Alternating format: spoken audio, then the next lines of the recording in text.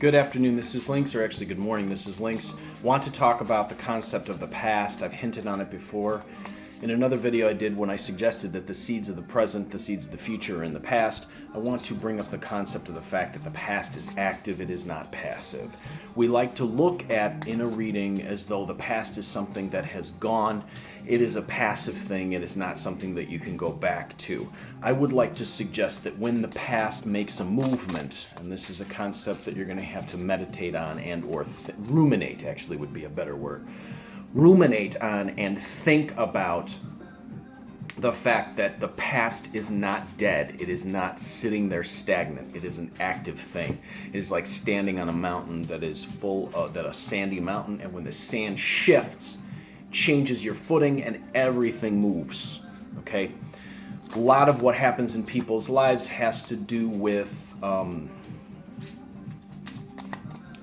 that shifting, that movement of the past. Okay? So what we're going to do is we're going to look at it in that light, and when you are seeing something that's happening in the present and you're going, okay, I don't understand, why is this happening?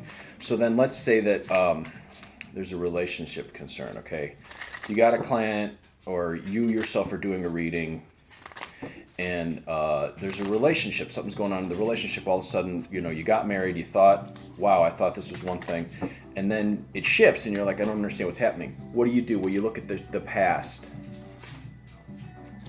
Okay, so in this particular case, and we're going to look at the future, the present, and the future, how it's going to affect it. Okay, so in the past, it looked like your friendship and your partnership was clouded.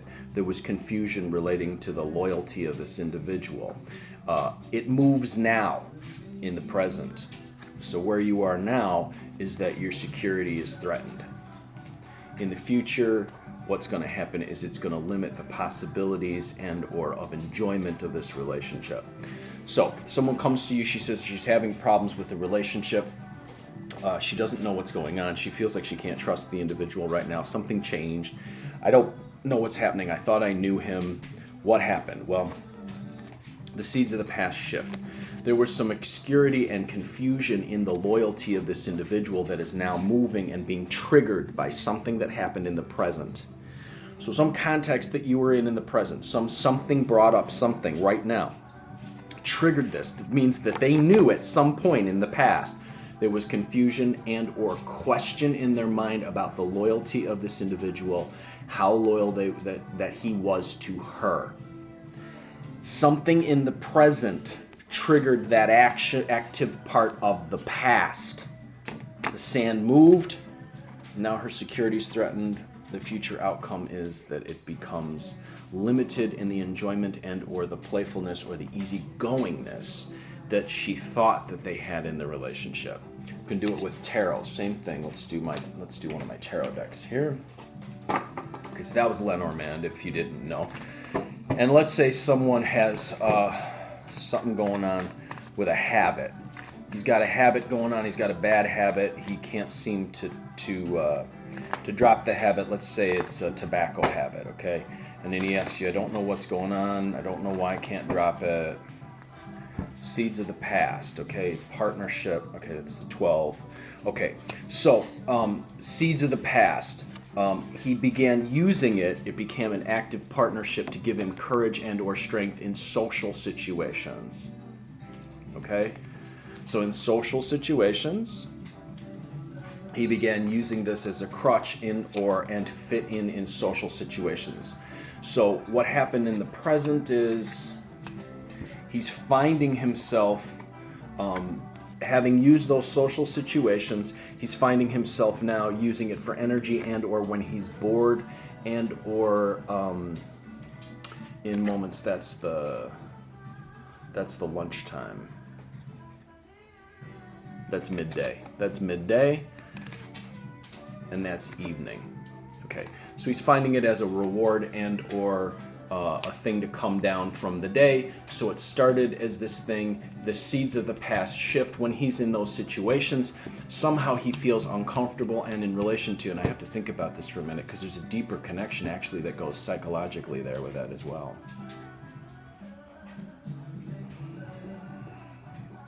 This is when you tune into the energy of it and you see what the patterns of the energy are that connect.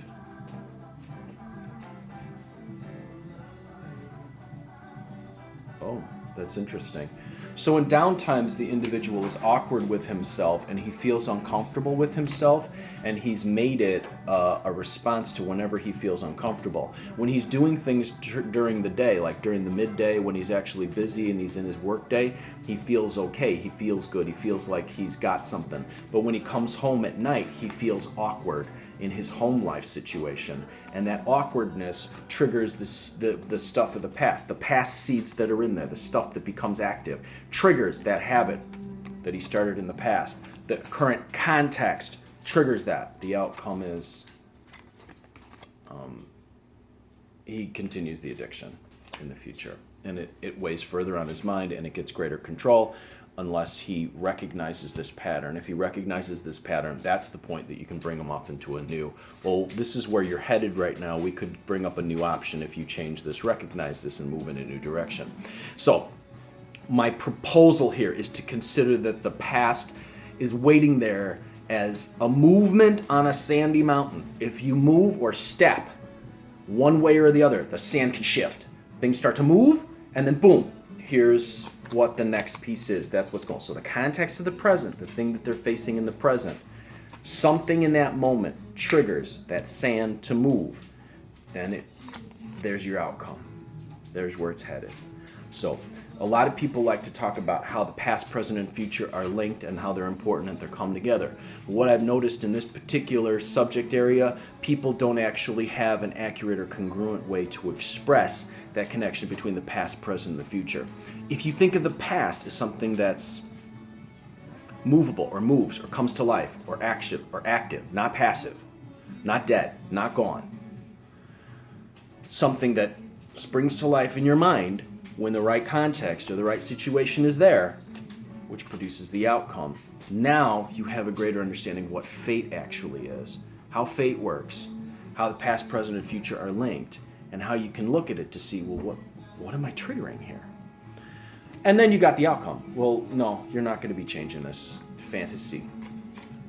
And it's going to have greater control over your mind if you continue this. If you continue this down this road, that's where you're headed. That's where you can say, hey, you have the option to change your fate. What happens if we change the situation and see where it goes? Then you could lay out the cards to see where you could go next. You could also lay out the cards to go, what method would actually help you stop this addiction? Or what process would help you in that relationship one that we did before this? So that's how it is. I hope this is clear.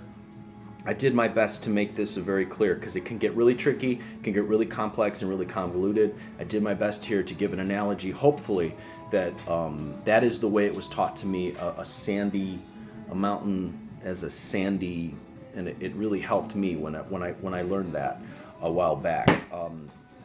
So see the past as you're standing on a sandy mountain. It moves, and in that shifting sand, you lose your footing. You go off in a direction that is triggered by that, which basically is a habit. So that's one of the reasons why you can predict the future of someone so easily, because the human mind is based and built from habits. And we tend to habitually respond to certain contexts, certain situations the same way. And that's one of the reasons why it can become easy to predict what an outcome is going to be.